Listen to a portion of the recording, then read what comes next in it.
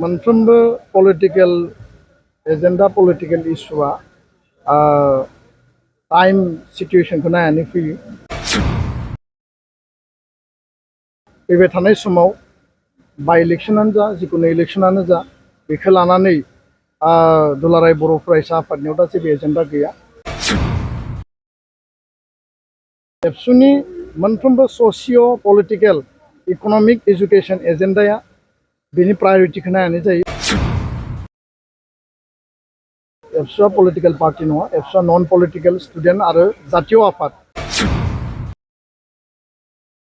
आरो बे समा जोंहा यख'थ आरो जातिनि भबिष्यतखौ लानानैमोन।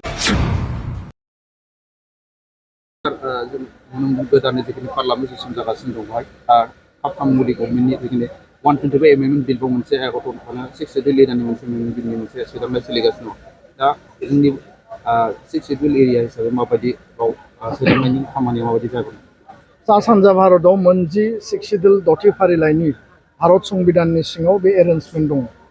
आरो बिनिनो जुदि लार्जेस्ट एरिया लार्जेस्ट पपुलेसन होनना बुङोब्ला बिटिआर बड'लेण्ड ओनसोला।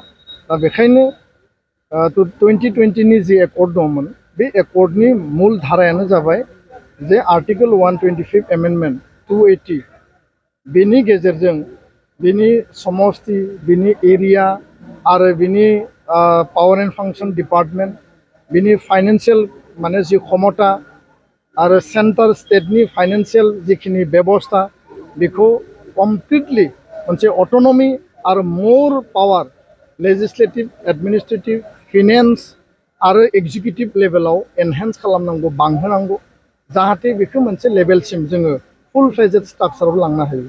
आरो बिनि थाखाय जोंनि नारसिननाय जोंनि दाबि आरो सरकारा बेखौ इमप्लिमेन्टेसननि थाखाय खामानि मावगासिनो। खामानिया लेट जादों आरो बियो इमिडियेट जोबनांगौ। खारन टु माच लेट इज टु माच माने मा होनना बुङो बेखौ जिखुनु जि जोंनि माने आन्डारस्टेन्डिं जोंनि जि मोनसे बिसास बे बिसासाव मालाबा संघात लाबोनो नागिरो। दा बेखायनो टाइम मोनसे फ्रेमनि गेजेराव मोनसे स्पिडि इमप्लिमेन्टेसननि गेजेरजों सरकारा टाइम बाउन्ड गावसोरनि कमिटमेन्टखौ लाखियोब्ला एबसुआ बेयाव बुंनो गोनां गैया। खिन्थु कमिटमेन्टखौ जुदि टाइम बाउन्ड खालामाब्ला दुलाराय बर' फरायसा आफादा बिनि सायाव जों आवाज दैखांगोन दैखांबोगासिनो दं आरो इयुनावबो जोंनि प्रेसार बिल्डिंआ कन्टिनिउवासलि थागोन। बियो जातीय सार्थआव ओनसोलनि सार्थआव आरो जाति आरो बर' हारिनि जातीयताबादखौ लानानै एबसुनि हाबा मावनाया कुनु कारनाव कुनु बिन्दुआव थाद'नाय नङा। बेनि गेजेरावनो मोनसे कुइसन सार, थांनाय एमपि बिसायख'थिनि उनावहाय सिडली बियाबा लांदां जानानै दं। दा बेनिनो बाय इलेक्सन जागासिनो दङ। थांनाय माखासे समाव एबसुआ बिजेपि आरो इउपि बिलिं जानानै माने मदद खालामदोंमोन। दा फैबाय थानाय बाय इलेक्सनाव एबसुनि रला मा जागोन? ना मोनफ्रोमबो पलिटिकल एजेंडा पलिटिकल इशुआ टाइम सिचुएशनखौ नायनानै फैयो। आरो बे समा जोंहा यख'थ आरो जातिनि भबिष्यतखौ लानानैमोन। खारन दिल्लीयाव एमपि गैयामोन आरो दिल्लीयाव जाय मानसिया एमपि जानानै दंमोन 10 बोसोराव बियो बर' बिर'धि बड'लेण्ड बिर'धि बिटिआर बिर'धि मोनसे स्थिति लानानै बिथाङा मोनसे डिभिजन लाबोदोंमोन। आरो बिनि थाखाय जोङो बे समाव बे डिसिसनखौ लादों।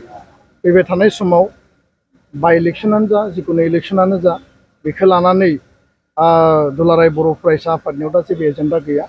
खारन एबसुआ पलिटिकल पार्टी नङा, एबसुआ नन पलिटिकल स्टुडेन्ट आरो जातीय आफाद।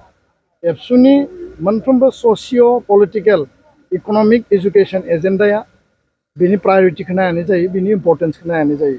दा बेखायनो जोंनि सोलोंथाइ रांखान्थि इयुथ लाइमोनफोरनि भबिष्यत दानाय आरो लोगोसे गुबुन गुबुन हाबाफारिया कन्टिनिउ सोलिगोन। बे समाव एबसुआ कुनु पलिटिकल एजेंडा गैया। आरो जिहेतु जोङो बे बिथिंखौ कुनु माने बेबायदि परिबेस नुथ'वाखै। उननि समाव बिनि थासारियासो बेखौ बुंगोन।